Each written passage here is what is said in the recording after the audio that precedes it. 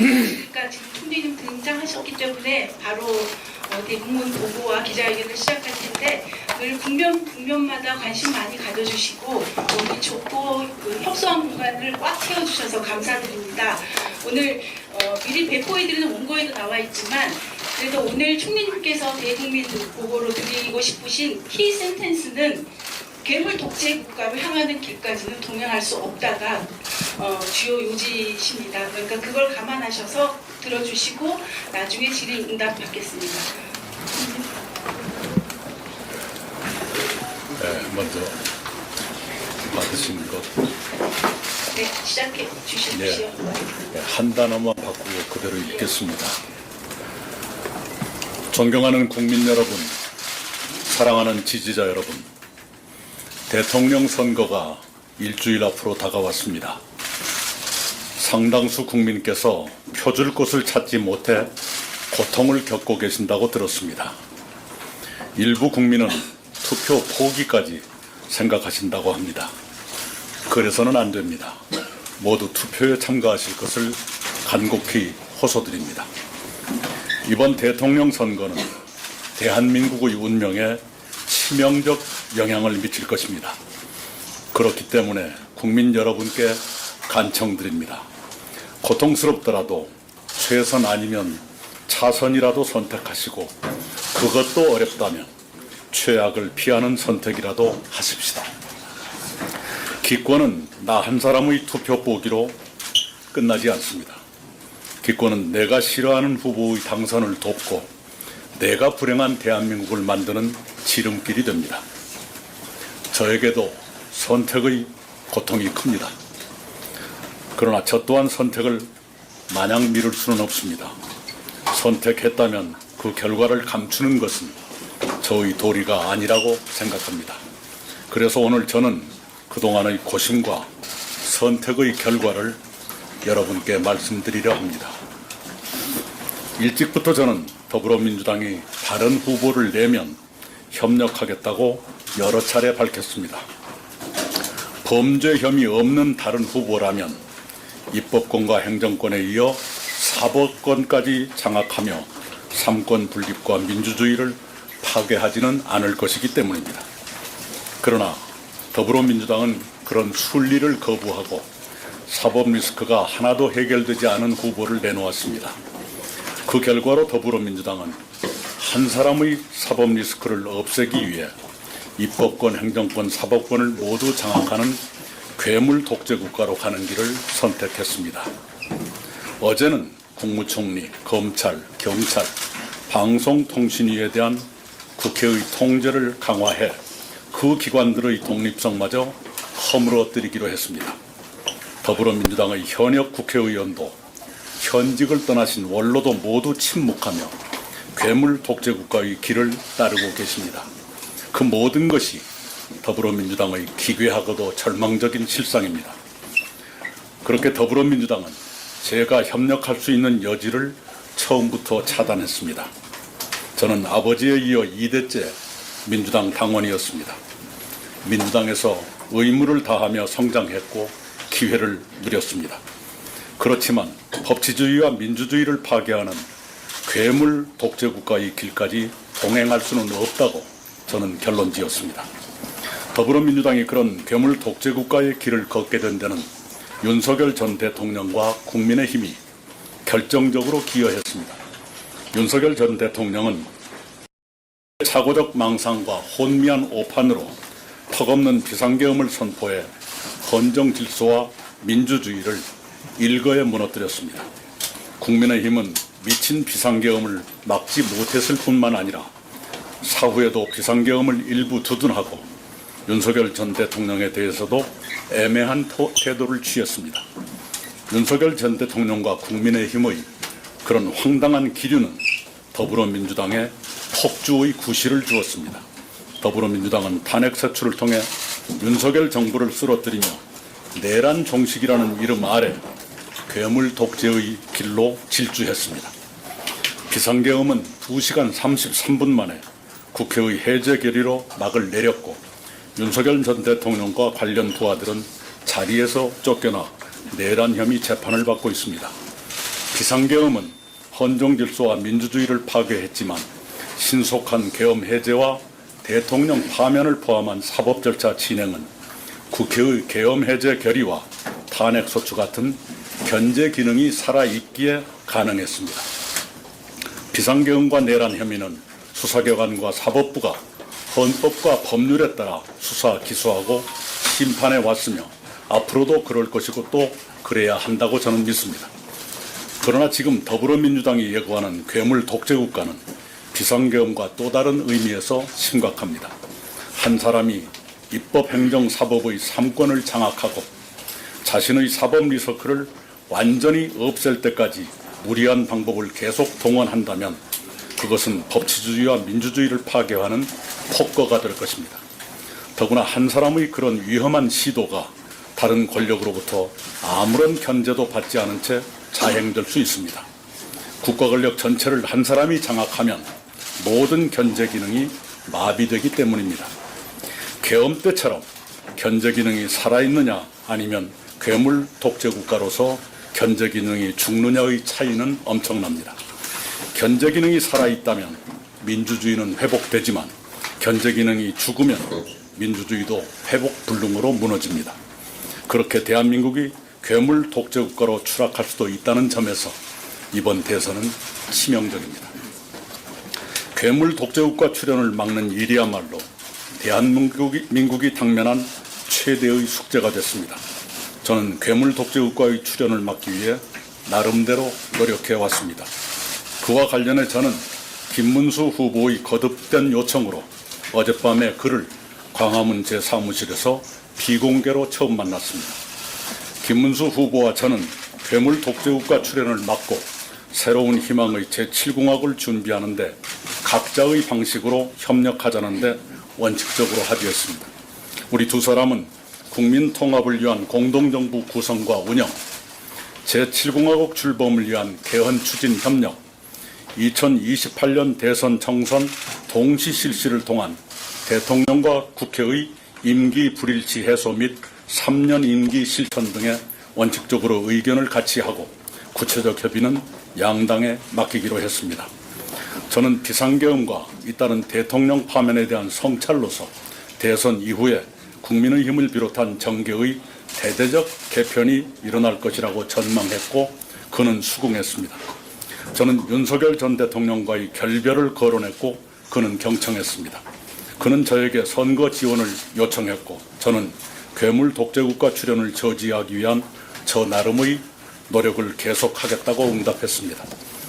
김문수 후보와 저는 대학교 동기생으로서 지내온 시대를 함께 회고하고 정리하기도 했습니다.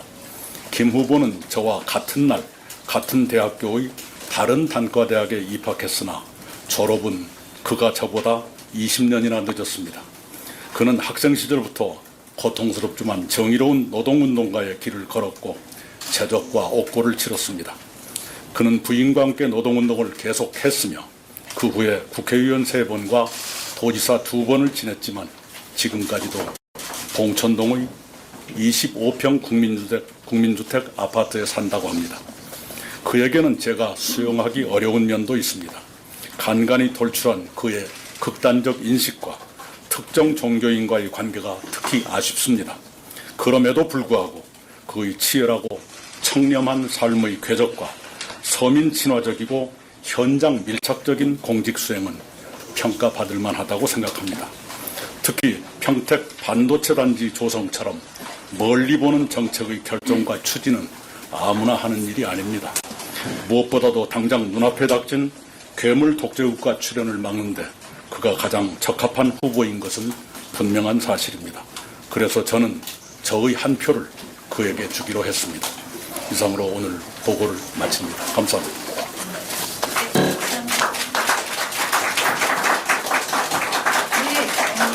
미리 공지해드린 대로 총회의 말씀 끝나가 기자분들의 질의응답을 받겠습니다. 제가 이런 가보니까 손을 거수해 주시면 제가 제일 먼저 드리겠습니다. 네, 안녕하세요. 여한뉴스TV 문승욱 기자라고 합니다. 2주 전쯤에는 대선 과정에서 이제 아무도 돕지 않겠다 이렇게 말씀하셨다가 입장을 바꾸게 된 결정적인 계기가 좀 궁금하고요. 김인석 이제 의원이 민주당 소속 김인석 의원이 조금 전 브리핑에서 두 사람의 정치적 결합이 무슨 정치적 의미가 있냐 마이너스 10점짜리 연합이다 비판했는데 이에 대한 입장 부탁드립니다.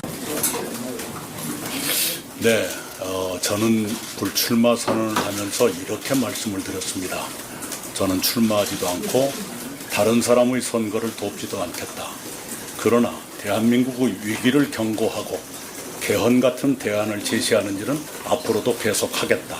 이렇게 말씀드렸고 오늘의 제 발표는 바로 그 계속하겠다고 하는 저의 일의 연장선상에 있다고 생각합니다.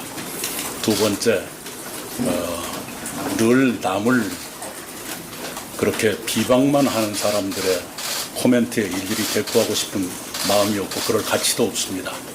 네, 거듭 말씀드리지만 저는 그들보다 민주당을 더 사랑했으면 사랑했지 그렇지 않은 편이 아닙니다. 그럼에도 불구하고 법치주의와 민주주의를 파괴하는 괴물 독재 국가의 길까지 동행해서는 안 된다는 것이 저의 신념입니다.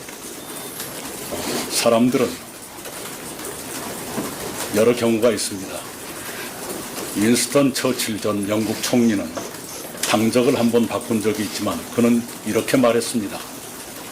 어떤 사람은 당 때문에 신념을 바꾸지만 나는 신념 때문에 당을 바꿨다라고 그는 말했습니다.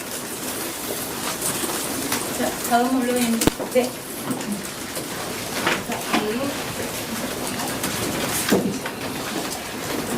네, 채널이 최재형 기자인데요. 그러면 향후 유세라던가 김문수와 같이 하실 계획, 가능성도 좀 열려 있을까요? 예, 각자의 방식으로라고 제가 말씀을 드렸는데요. 저에게 어울리는 방식으로 하고 싶습니다. 네, 조금 구체적으로 말씀 부탁드립니다. 그것은 앞으로 이제 여러 요구가 있을 거고 그에 대한 응답이 있겠지요. 네, 그런데 꼭 그래야만 된다고 생각하지는 않고요. 네, 저에게 어울리는 방식으로 해갈 겁니다. 다음 언론인. 네. 마이크가 한번.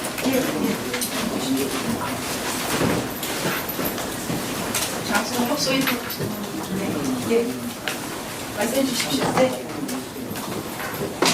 소속을 조금 말씀해 주시고 질문해 주십시오. 그래서 한겨레 이수입니다. 지금까지 비상계엄의 불법성 지적했는데 지금 국민의힘하고 김문수 후보는 비상계엄에 대해서 비상계엄 사과하는데 좀 충분한 모습을 보이고 있다고 생각하시는지 궁금하고 그리고 어제 만남에서 김문수 후보에게 이제 윤석열 전 대통령과의 관련된 이제 얘기를 하셨는데 경청했다라고 말씀해 주셨는데 어떤 반응 좀 어떤 의미를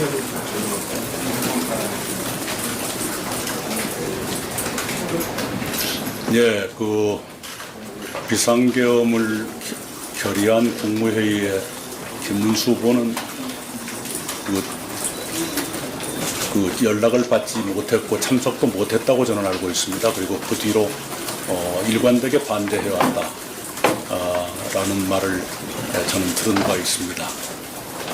그리고 두 번째가 뭐였죠? 윤석열 전 대통령. 예, 결별하는 것이 당연한 도리 아니겠습니까? 예, 예전부터 저는 그런 말씀을 드렸고요. 그리고 그것은 무슨 협상을 위한 조건으로 말하는 것이 아니라 그게 국민의 눈높이에 맞는 것 아니겠어요? 네, 그래서 거론했습니다. 네. 저기 바로 옆에 있는 저기 윤성복 부장님. 먼저 네.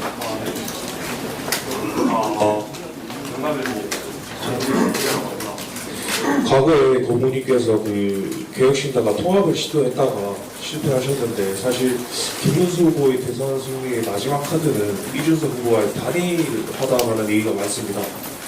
근데 과거 이준석 후보와 통합을 실패한 고모님께서 합류하신다면 단일화는 완전히 물 건너간 거 아닌지 궁금합니다. 네, 그것은 제가 알 바가 아니고요. 네, 각자의 판단이 있겠지요. 네. 다음. 네, 고모님 저 MBN 표성우입니다.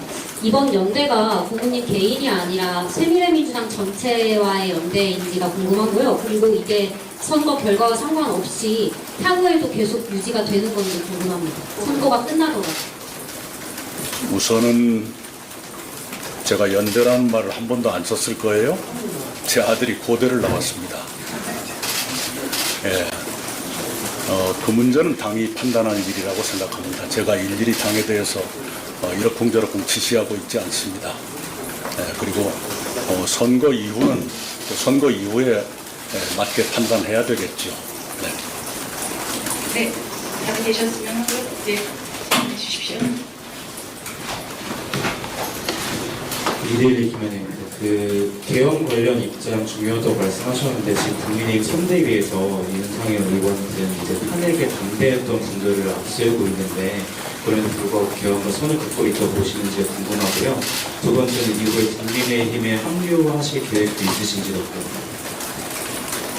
공동이라는 것은 따로라는 것을 전제로 하지 않나요? 공동이 아니고 합류하면 그건 단일 정부지요. 그렇지 않습니까? 네. 네, 그리고 계엄에 대한 또는 탄핵에 대한 입장 차이는 있었겠지요. 네.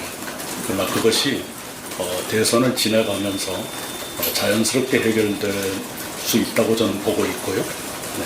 지금 선거 일주일을 앞두고 그것 청산부터 하겠다고 덤비는 건 효과적이지 않다고 생각합니다. 네, 답이 되셨고. 네. 네, 연합시 기자입니다. 좀 전에 김문수 후보 지지에 대해서 부모님 개인의 판단으로 하신 거고 당은 당에서 판단할 일이라고 하셨는데요. 이게 본인이 생각하시기에 앞으로 당대당 합당도 가능하다고 보시는지 입장 부탁드립니다. 그건 동지들이 판단할 일이지만요. 그렇게 가지는 않을 거라고 예상을 합니다. 네, 거듭 말씀드리지만 공동이라는 것은 둘이라는 걸 전제로 하는 거니까요. 그렇죠? 네, 답이 되셨습니다. 또 다른 질문 있으시면 거수해 주시기 바랍니다. 네. 네, 뉴스원 김재현 기자입니다. 그 개헌 추진을 위해서 설치되는 정부부처에서 고모님이나 새미래민주당 정당 인사들이 장관으로 임명하겠다는 내용이 해박사에 포함되어 있을 것 같은데요. 약속받은 장관직 임명과 관련한 공개 가능한 내용. 그런 얘기는 전혀 듣지 못했고요. 저 또한 거론하지 않았습니다. 답이 되셨을 거라고 봅니다. 또 다른 언론인들 거수해 주시기 바랍니다. 그러면 다 답이 된 것 같고요. 오늘 이낙연 총리님 마지막 마무리 말씀을 듣고 정리하도록 하겠습니다. 예, 이미 제가 회견문을 통해서 말씀드린 바와 같이 저는 더불어민주당이 범죄 혐의 없는 다른 후보를 내기를 기대했고 그러면 협력하겠다는 얘기를 여러 번 했습니다. 만약 그랬더라면 지금 같은 괴물 독재 국가의 출현을 걱정해야 되는 사태는 오지 않았을 것입니다. 그 점에 대해서 몹시 안타깝게 생각하고요. 민주당이 저에 대해서 섭섭하게 생각하기 이전에 지나온 일 왜 그렇게밖에 할 수 없었던가 그걸 먼저 되돌아보는 것이 민주당다운 일이라고 생각합니다. 그런데 그런 기류마저 멸종했다는 것이 지금 민주당의 절망적인 현실. 그리고 그 이념이나 정책 노선에서 여전히 저는 민주당의 DNA를 가지고 있지만 민주당의 DNA 속에는 삼권을 장악하고 괴물 독재 국가로 가는 것은 거기에 포함되어 있지 않다고 저는 믿고 있습니다. 근데 어쩌자고 이렇게까지 되고 있는지 거기에 대해서 민주당이 깊은 성찰을 할 필요가 있을 겁니다. 저 같은 사람 비난한다고 해서 민주당이 좋아지는 것이 아닙니다. 네, 오히려 성찰하고 어떻게 앞으로 개선할 것인가를 고민하는 것이 옳은 일이지 맨 그런 식으로 자기들 가는데 조금만 보조를 같이 하지 않으면 무슨 나쁜 사람인 것처럼 하면 그게 바로 민주당의 비극입니다. 네. 네, 이상으로 오늘 긴급 기자회견을 마치겠습니다. 급하게 마련된 일정이었음에도 불구하고 이렇게 자리를 꽉 내어주셔서 감사드리고요. 고맙습니다. 안녕 돌아가십시오. 많은 관심 아니 부탁드리겠습니다. 그런데 말이 끝나지 않았는데 중간에 잘라가 있어요. 죄송합니다. 네. 저희는 그렇게 세력이 많은 건 아닙니다. 그러나 양당과 비교해서 외롭지만 저희들이 정당한 명분을 갖고 있다고 믿습니다. 그래서 저희들은 민주주의 파괴를 막기 위한 마지막 균형자의 역할을 이번에 하고 있다 이렇게 생각을 합니다. 역사는 저희들의 외로운 노력, 저희들의 고투를 평가해 줄 날이 올 것이라고 생각합니다. 네, 진짜로 마치겠습니다. 네, 고맙습니다. 고맙습니다.